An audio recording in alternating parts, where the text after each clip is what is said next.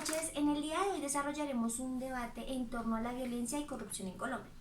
Para esto contamos con invitados muy especiales y expertos en el tema como lo son. A mi derecha contamos con Daniel Felipe Zuleta, a mi izquierda contamos con la compañía de Daniela Gómez Echeverry y Tatiana Carrero, y quien les habla, Dana Macías. El desarrollo del debate se dará en torno a varias preguntas en las cuales todos intervendremos y daremos nuestro punto de vista. Como primera pregunta tenemos: ¿los actores armados ilegales han propiciado nuevas prácticas para ayudar a la construcción de nuevas élites o por el contrario han hecho que las élites tradicionales se perpetúen en el poder? Bueno, en primera medida me gustaría intervenir. Hemos observado en estos últimos 30 años cómo se ha empezado a generar una relación simbiótica entre las élites y los grupos armados al margen de la ley. En estos vemos que se empieza a dar un juego de beneficios en los cuales los actores políticos recurren a los actores armados ilegales para que estos los financien y de la misma manera los apoyen en su carrera política. Pero de igual forma los actores políticos recurren al chantaje y a poder generar unos permisos para que ellos puedan ejercer su política. Frente a esto considero que lo que ha sucedido es que se ven las mismas familias del bipartidismo y algunas fracciones de estas que intervienen en esta relación ya mencionada. Lo que se empieza a generar ahora es una élite híbrida y emergente. ¿A qué me refiero con híbrida? En híbrida vemos cómo se empiezan a mezclar distintos factores, tanto legales e ilegales, como lo son el encubrimiento, la reducción de penas para los socios y de la misma manera eludir a la ley. Y por otro lado vemos emergentes debido a que estos tienen un rápido ascenso en las carreras políticas y en el control de los territorios, todo gracias a las acciones de los grupos armados y siempre mediante mecanismos violentos. Bueno, pues yo creo que también es importante complementar lo que tú dices, diciendo que no ha cambiado, o sea, no han generado nuevas élites y pues esto se puede evidenciar con la captura instrumental de los partidos políticos. Esta captura instrumental de los partidos políticos pues se puede entender como que los partidos políticos son como la puerta de entrada al aparato estatal y pues es aceptada en las democracias modernas. Entonces pues a la vez se corre un riesgo de que actores ilegales quieran entrar o puedan entrar al aparato estatal, al aparato estatal para cumplir su propia voluntad y para hacer negocios o hacer leyes y estas cuestiones que pues les van a facilitar sus negocios. Pues esta captura instrumental de los partidos políticos tengo entendido que es básicamente a corto, a mediano y a largo plazo. La de corto plazo es de alta exposición penal y es súper rápida, o sea, se debe hacer de una manera ágil y no se debe invertir demasiado tiempo en ella. Es más comúnmente como los sobornos. La de mediano plazo es de baja exposición penal y esta sí requiere un poco más de tiempo, pero no tanto, y pues se puede ejemplificar como en las financiaciones de campañas políticas. Y pues por último en la captura instrumental de partidos políticos de largo plazo, en esta pues el captor debe invertir muchísimo tiempo y pues sembrar como su ideología en la creación de partidos políticos para poder llegar a capturar los partidos, pero pues de una forma como más ideológica. Entonces yo quiero apoyar esa premisa que está haciendo la compañera Daniela, diciendo que los grupos armados no han generado nuevas élites, y lo sustento con varios argumentos. Uno de ellos es que históricamente se han visto que las alianzas bipartidistas y los cambios relacionados con aquellos fenómenos han ocasionado diversos escenarios de violencia, lo que hace que los élites tengan miedo, pero se alíen con algunos grupos armados, simplificando una acción y un poder semejante. ¿Qué pasa? Voy a dar tres datos importantes de los que ya les había mandado a las alianzas bipartidistas, en donde las primeras encontramos que en 1982 hablamos de Pablo Escobar Gaviria, donde se hizo elegir a la Cámara de Representantes de Antioquia.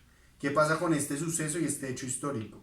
que entra como suplente a una lista de elegibles con 16.650 votos, lo cual representa en ese momento el 0.2% de los votos del Senado. Aunque 0.2% de los votos del Senado es una mayoría significativa, pues va a tener poder e incidencia en los procesos de actos legislativos y cómo van a ser remunerados en políticas públicas.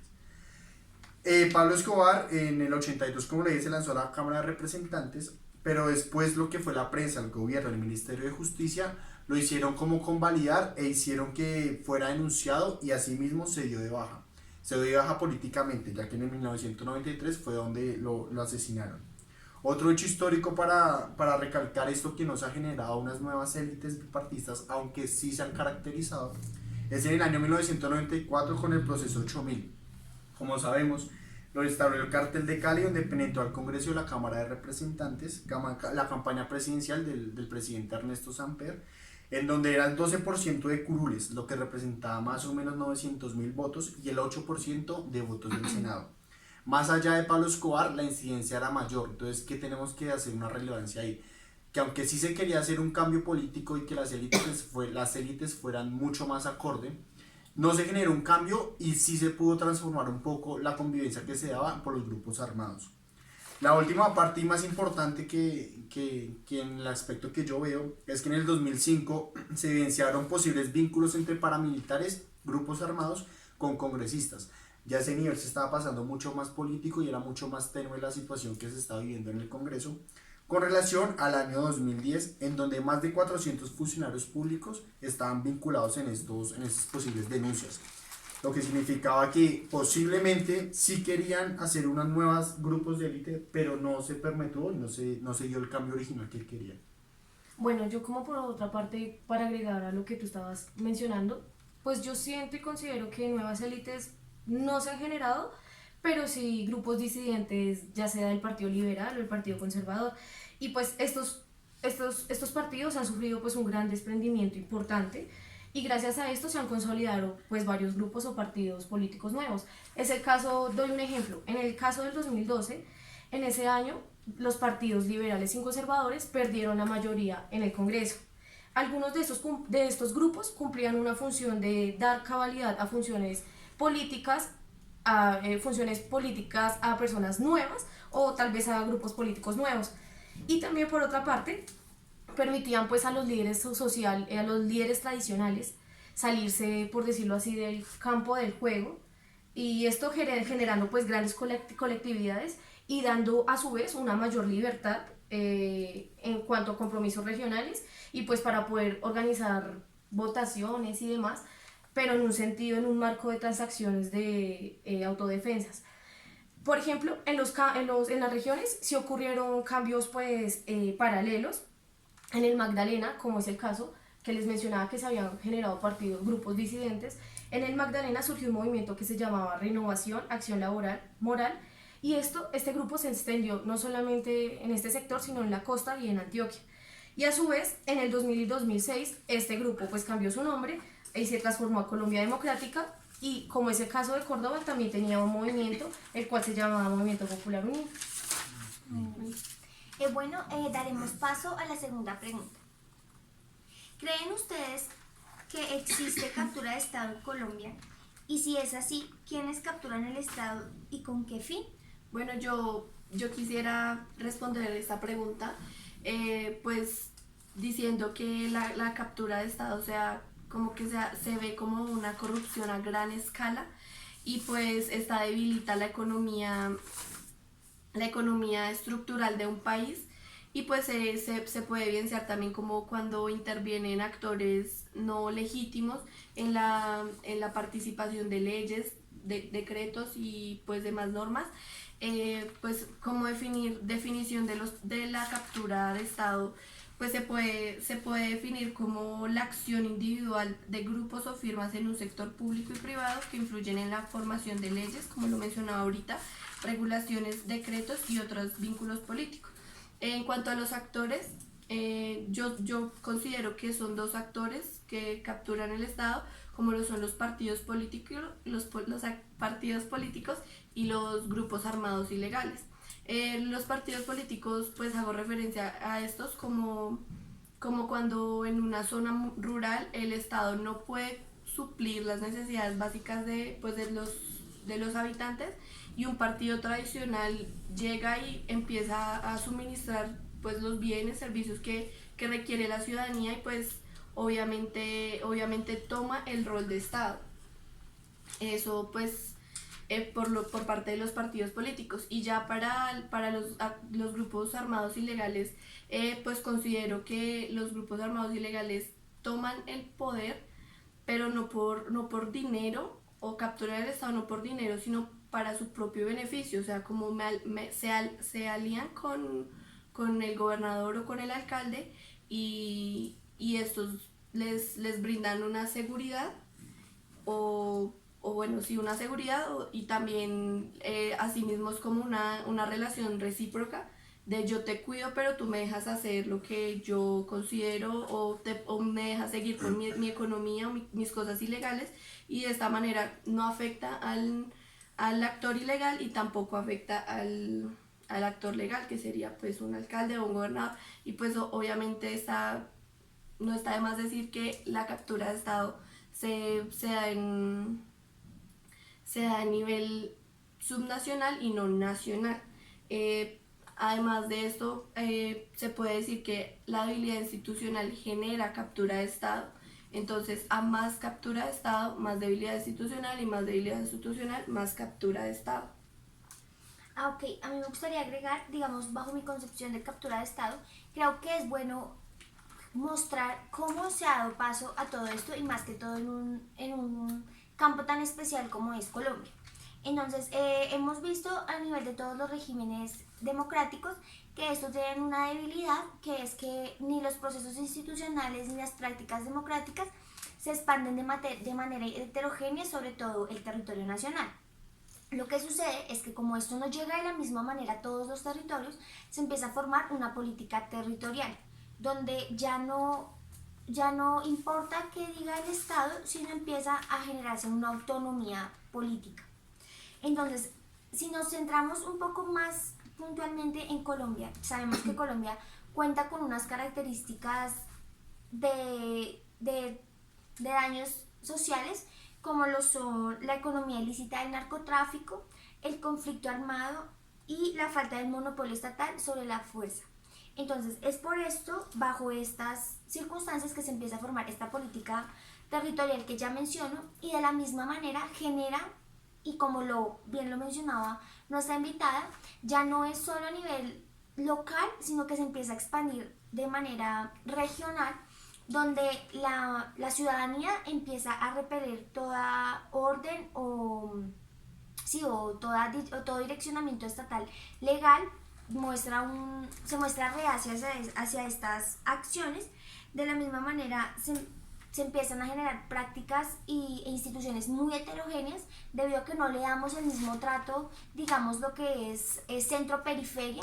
Sabemos que tenemos problemas muy diferentes, pero de la misma manera enmarca una diferencia, pero que se podría llegar a ser como discriminatoria, donde no todos tenemos el mismo peso ante los ojos del Estado.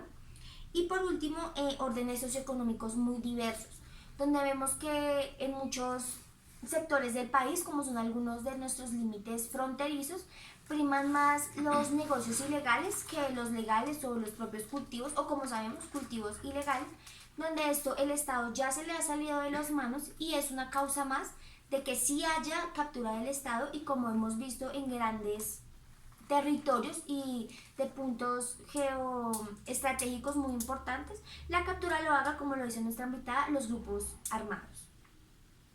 Bueno, por otra parte, como para implementar a lo que tú mencionabas, Daniela, en cuanto a los grupos armados ilegales en captura de Estado, yo considero, y está de hecho denotado en análisis, que el paramilitarismo superó pues a las guerrillas, en cuanto en el sentido en que las guerrillas pues limitaron su influencia y no capturaban el Estado, en el sentido en que, el ejemplo, el acceso al capital de las guerrillas era un capital pues pobre y marginado.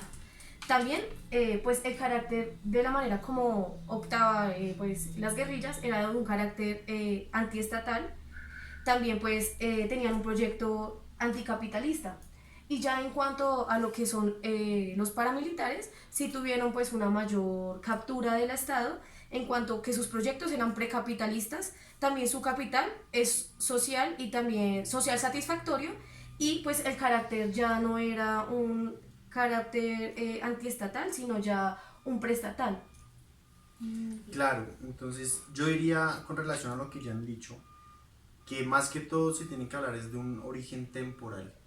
Es decir, que la captura de Estado, cómo se ha visto incluida en diferentes lapsos de tiempo y de cómo estos han penetrado en sí el Estado y el gobierno en turno. ¿Qué pasa? Hay muchas concepciones acerca de cómo y en qué periodo se pueden ver caracterizadas estas capturas del Estado. Para mí, el ejemplo más cercano que tengo es cuando los paramilitares y los grupos armados han estado inmersos en diferentes actos políticos, pero no siempre son satisfactorios. Es decir, el que captura el Estado tiene un poder estratégico y tiene un poder de carácter ilegal, pero las formas del territorio y las concepciones que lo caracterizan se vuelven legal. Ahí es cuando hablamos de grupos guerrilleros como son las FARC, en donde hacen un juego, en donde hablan de enemigo y amigo, de quién es el enemigo y quién es el amigo que van a ayudar a capturar y hacer políticas públicas para dichos sitios. Pasa algo importante, que en las FARC, en el término de captura del Estado, hay dos conceptos principales en donde se tiene que hablar de qué es lo de cohesión y qué es de la longevidad. Una es acerca del periodo de lapso de tiempo que tienen ciertos grupos para penetrar así de forma argumentativa el Estado para poderlo capturar, y la otra es la longevidad, de cómo las estructuras jerárquicas se pueden mantener y pueden tener relación para el mismo fin.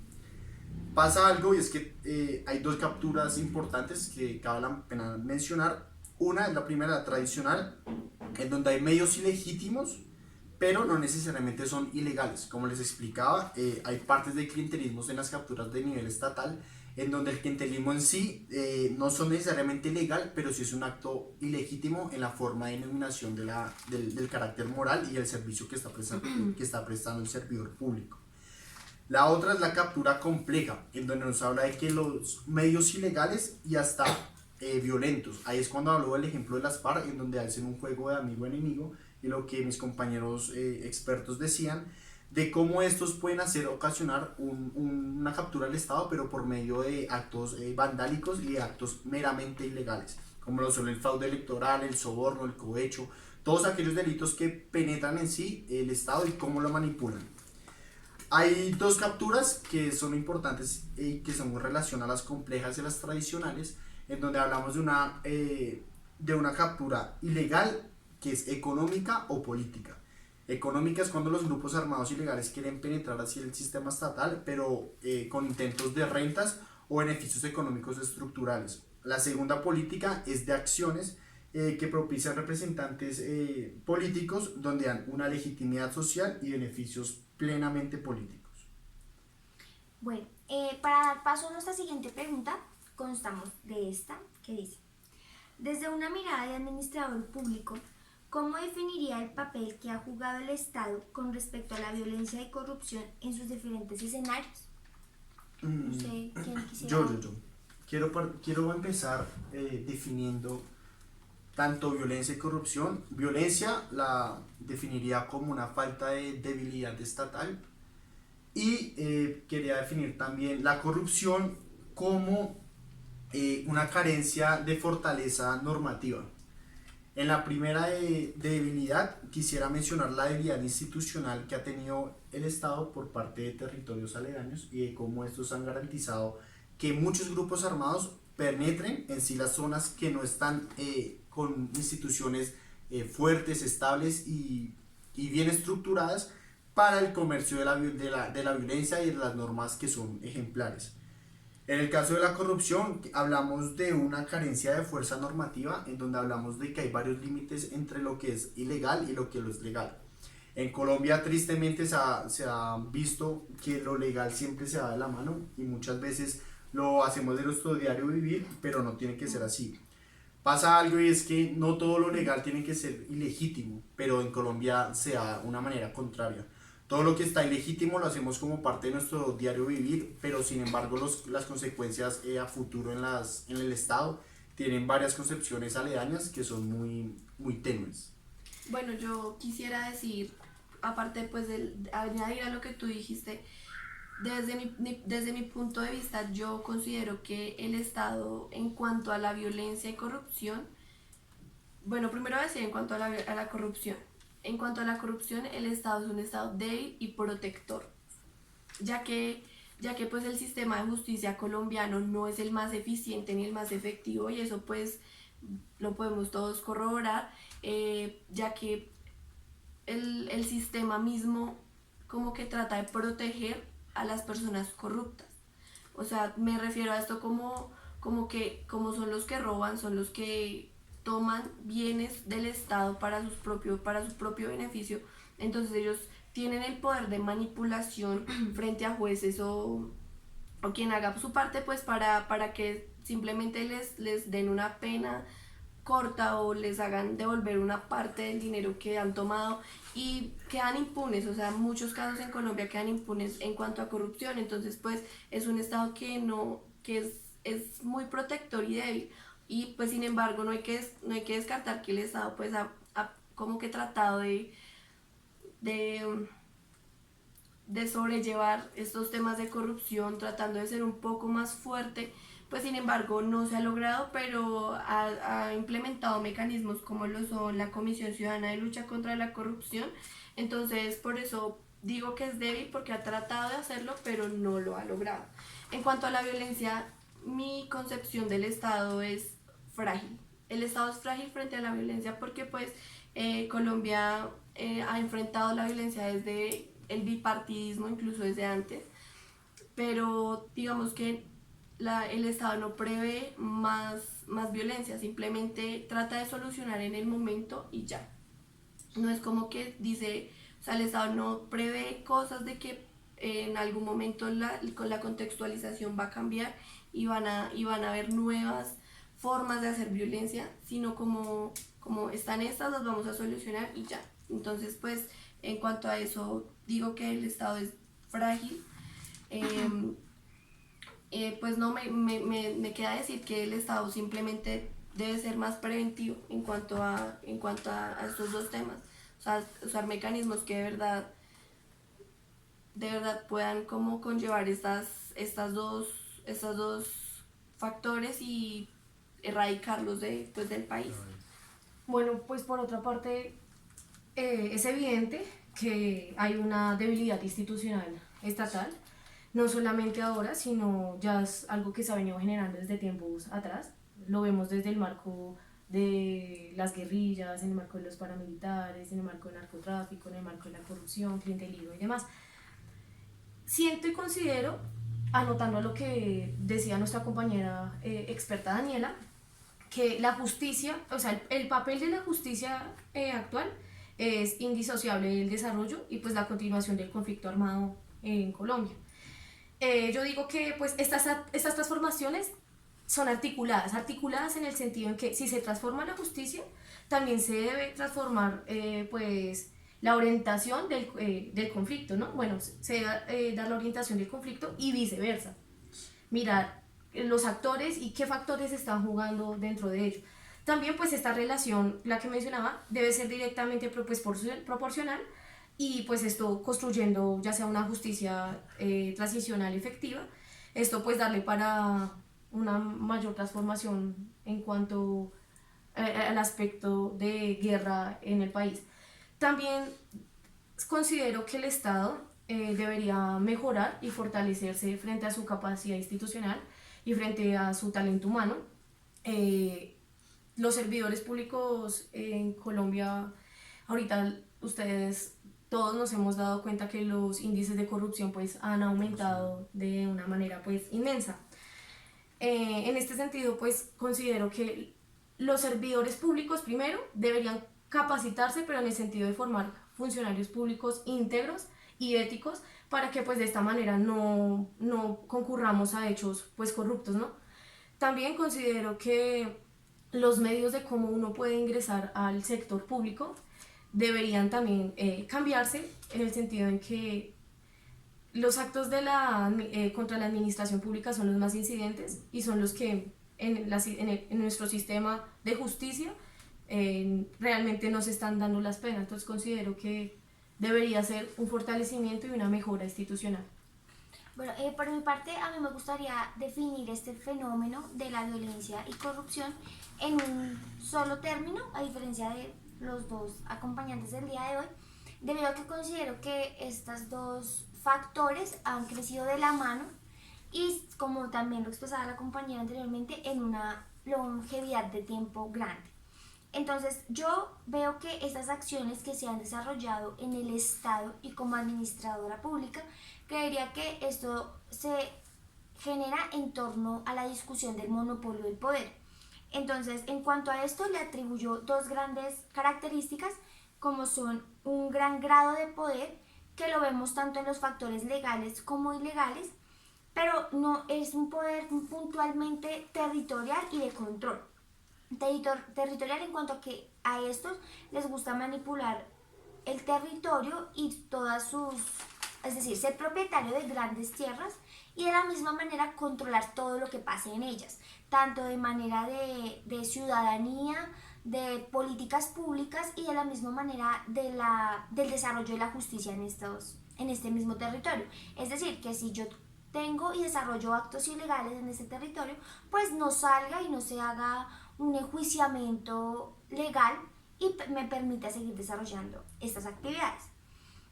Por otra parte, veo como el monopolio del poder genera unas posiciones privilegiadas. Como ya lo mencionaba, más que todo en el campo ilícito, donde yo, gracias a ser dueño y pertenecer a ese gran monopolio del poder, puedo manejar, como ya lo mencionaba, la justicia y los encubrimientos y las reducciones penales. Todo esto siempre, como lo mencionamos, en una relación ilegal-legal, donde nos beneficiamos mutuamente y lo que importa es mantener el monopolio y perpetuarlo. Bueno, damos terminado todo por el día de hoy. Muchas gracias por vernos y esperamos que todo este debate contribuya a su conocimiento social. Hasta una próxima. ¿Ya? Uy, sí, por fin, güey. ¡Puta, sí! Ay, ma. No, es mentira. Ya no grabó. Creo. Mari.